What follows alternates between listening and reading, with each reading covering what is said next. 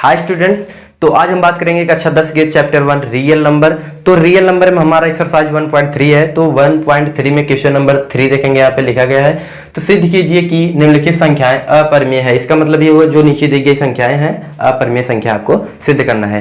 तो हमने जो है इसके पहले क्या सिद्ध किया कि आपका √5 एक अपरिमेय संख्या है। इसका मतलब ये हुआ कि √5 जो हमने सिद्ध किया कि ये एक अपरिमेय संख्या है, तो आपका √2 √3 √7 ये सभी संख्याएं इसका मतलब अपरिमेय संख्या में होंगी। तो नियम आपका सेम रहेगा, जहाँ पे 5 लिखा वहां पे 2, यहाँ पे 3, यहाँ पे 5 7।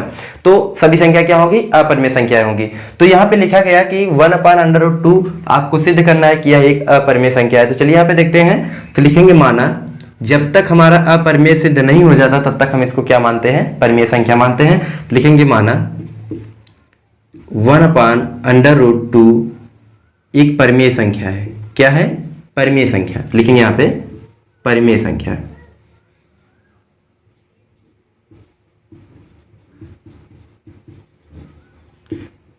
तो हमने यहाँ पे मान लिया कि 1/√2 आपका एक परिमेय संख्या था। हम कौन सा क्वेश्चन देख रहे हैं? पहला देख रहे हैं। सबसे पहले यहाँ पे 1/√2 पहला लगा रहे हैं। तो यहाँ पे ये परिमेय संख्या है, इसका मतलब ये p/q के रूप में होगा। किसके रूप में होगा? भिन्न के रूप में होगा। तो यहाँ लिखेंगे 1/√2 = p/q। हमने यहाँ पे लिख दिया p/q। इसका मतलब ये हुआ कि यह भिन्न के रूप में है। तो 1/√2 = p/q यहाँ पे भिन्न के रूप में लिख दिया गया। p और q क्या है? p और q क्या है? पूर्णांक है। क्या है? पूर्णांक। p और q क्या है? पूर्णांक है। चलिए यहाँ पे गुणा कर लेते हैं इसका। q का गुणा 1 में होगा, p का गुणा √2 में होगा। तो यहाँ लिखेंगे √2p = q। यहाँ पे बन गया आपका। अब यहाँ पे जो लिखा गया p, यहाँ पे क्या लिखा गया? p पक्षांतर कर देंगे तो आपका हो जाएगा √2 = q/p। यहाँ पे उल्टा हो गया आपका कि √2 = q/p। आपका इतना बन गया। अब हमको क्या करना है? समीकरण इसको 1 मान लेते हैं। यहाँ पे ध्यान से देखेंगे p और q क्या है? पूर्णांक है। इसका मतलब परिमेय संख्या है। पूर्णांक है तो परिमेय संख्या है। तो यहाँ पे आपका बन गया। अब क्या करेंगे हम? लिखेंगे यहाँ पे, यहाँ क्या लिखेंगे? यहाँ √2 एक अपरिमेय संख्या है।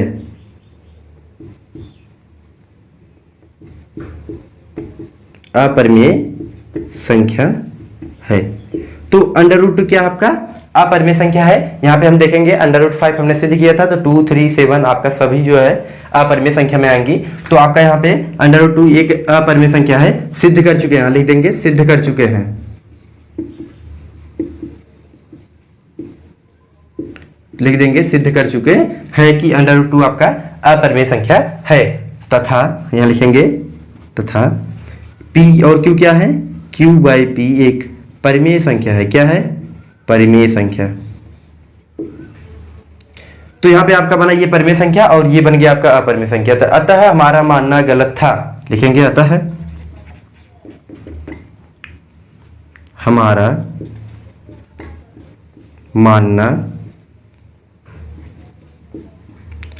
मानना गलत था। क्या था? गलत था।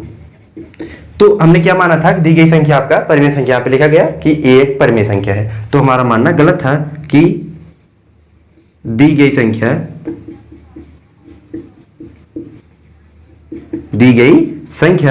परिमेय संख्या है। क्या है? परिमेय संख्या। परिमेय संख्या है।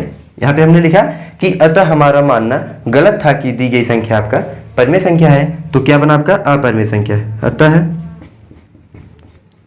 1/√2 एक अपरिमेय संख्या है। अपरिमेय संख्या है। ये आपका बन गया। हमको क्या सिद्ध करना था कि 1/√2 एक अपरिमेय संख्या है। तो यहाँ पे आपका सिद्ध होगा कि √2 आपका अपरिमेय संख्या आपको पहले से पता है। तो अगर ये परिमेय संख्या अपरिमेय संख्या है तो ये q/p क्या आपका परिमेय संख्या है।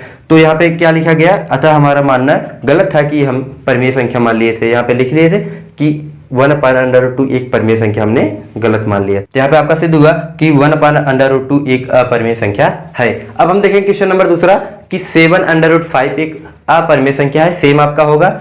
बस यहाँ पे जो लिखा गया है पी क्यू बाई पी, यहाँ पे पी बाई क्यू और 7 लग जाएगा, बस आपका इतना अंतर रहेगा। तो चलिए यहाँ पे देख लेते हैं, एक लाइन का आपका आंसर है। तो यहाँ पे लिखते हैं दूसरा क्या है, यहाँ लिखेंगे माना 7/5 एक परिमेय संख्या है।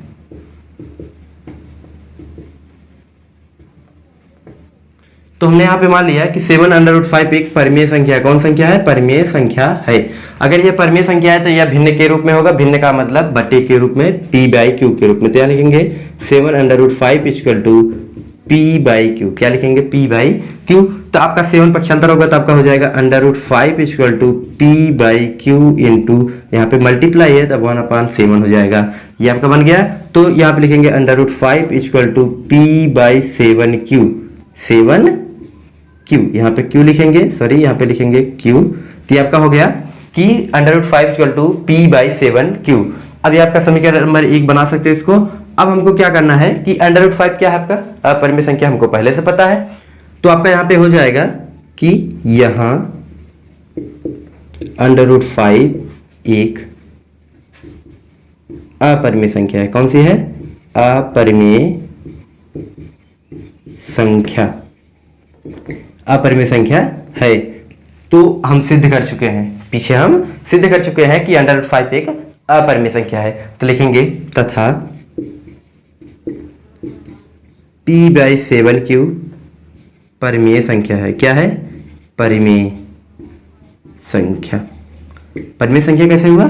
p और q 7 जो लिखा गया ये सब पूर्णांक है। क्या है? पूर्णांक है, इसलिए परिमेय संख्या है। और आपका बनेगा, लिखेंगे रहता है। अब क्या लिखेंगे कि जब यह एक अपरिमेय संख्या है और ये एक परिमेय संख्या है, अतः हमारा मानना गलत था। लिखेंगे अतः हमारा मानना गलत था कि दी गई संख्या, अतः हमारा मानना गलत था कि दी गई संख्या परिमेय संख्या है, परिमेय संख्या है। सॉरी आप लिखेंगे परिमेय संख्या है। अतः हमारा मानना गलत था कि दी गई संख्या आपका परिमेय संख्या है। क्या है वो? अपरिमेय संख्या। तो यहां लिखेंगे अतः 7/5 एक अपरिमेय संख्या है, अपरिमेय संख्या है। तो यहां पे लिखा गया कि दी गई संख्या आपका क्या है? अपरिमेय संख्या। हमने सिद्ध कर दिया। तो आपको क्या सिद्ध करना था कि 7/5 एक परिमेय संख्या है, सॉरी अपरिमेय संख्या है। तो हमने सिद्ध किया कि यहाँ पे एक अपरिमेय संख्या है। अब आपका क्वेश्चन नंबर तीसरा देखते हैं। तो यहाँ पे तीसरा देखते हैं, तीसरा क्या है आपका 6 + √2, ये है आपका अपरिमेय संख्या आपको सिद्ध करना है। तो यहां लिखेंगे माना, क्या लिखेंगे? माना 6 + √2 एक परिमेय संख्या है। क्या है? परिमेय। तो यहाँ पे हमने मान लिया कि यह एक परिमेय संख्या है, हमको सिद्ध करना है कि यह एक अपरिमेय संख्या है। तो हम क्या मान लेंगे कि यह एक परिमेय संख्या है। तो चलिए आगे देखते हैं। तो यहाँ पे जब हम परिमेय संख्या मान लिए तो इसको हम भिन्न के रूप में लिख सकते हैं। तो यहाँ लिखेंगे 6 + √2 equal to p by q. p और q क्या है? पूर्णांक है। तो यहाँ पे आपका बन गया, यहाँ पे लिखा गया +6। अब इसको पक्षांतर करेंगे तो आपका बनेगा -6। तो हो जाएगा +√2 equal to p by q -6। यहाँ पे लिखा गया -6 लग गया। तो आपका यहाँ पे बना √2 equal to p by q -6, ये आपका बन गया। अब हमको क्या करना है कि यहाँ पे जो लिखा गया √2, हमको पता है कि यह एक अपरिमेय संख्या है। तो लिखेंगे यहाँ √2 एक अपरिमेय संख्या। क्या है? अपरिमेय संख्या है। तो √2 क्या है? एक अपरिमेय संख्या। हम सिद्ध कर चुके हैं। तो लिखेंगे सिद्ध कर चुके हैं,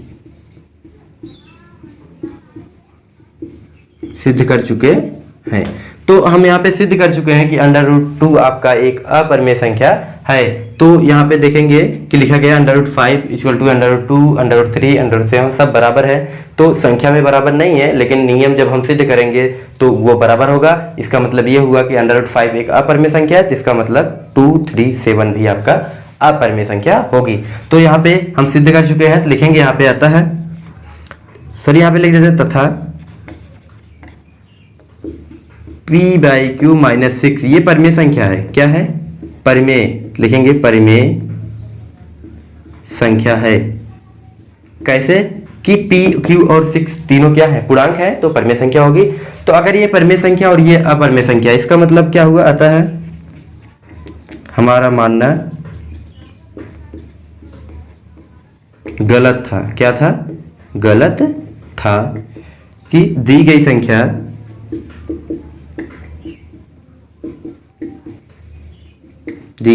संख्या परिमेय है। तो हमने गलत मान लिया था कि जो संख्या दी गई है परिमेय संख्या है, जो कि परिमेय संख्या नहीं है। तो लिखेंगे आता है क्या है? 6 + √2 एक अपरिमेय संख्या। क्या है? अपरिमेय संख्या। तो हमने यहाँ पे सिद्ध कर दिया। क्या आपको सिद्ध करना था कि यह जो है एक अपरिमेय संख्या है। क्या सिद्ध करना था? 6 + √2 जो है एक अपरिमेय संख्या। आपको यहाँ पे लिखा गया कि संख्याओं को अपरिमेय सिद्ध कीजिए। तो हमने आपको तीनों सिद्ध करके दिखाया कि किस प्रकार से अपरिमेय है। तो यहाँ पे आपका पहला, दूसरा, तीसरा जो है तीनों कैसे सिद्ध हुआ कि यहाँ पे √2 एक अपरिमेय संख्या हम सिद्ध कर चुके पहले से। तो आपको जो है p/q - 6 जो है आपका परिमेय संख्या है, क्योंकि तीनों पूर्णांक है। तो हमारा मानना गलत था। तो हमने यहाँ पे जो माना है कि परिमेय संख्या है, हमने गलत मान लिया था। तो हमारी जो है ये कल्पना, गलत कल्पना के कारण जो है ऐसा हमको लगा था कि यह एक परिमेय संख्या है, जो कि आपका आया अपरिमेय संख्या। क्या है? अपरिमेय संख्या। तो ये आपका क्वेश्चन नंबर जो है तीसरा कंप्लीट हो चुका है। आपका 1.3 जो है एक्सरसाइज कंप्लीट हो चुका है।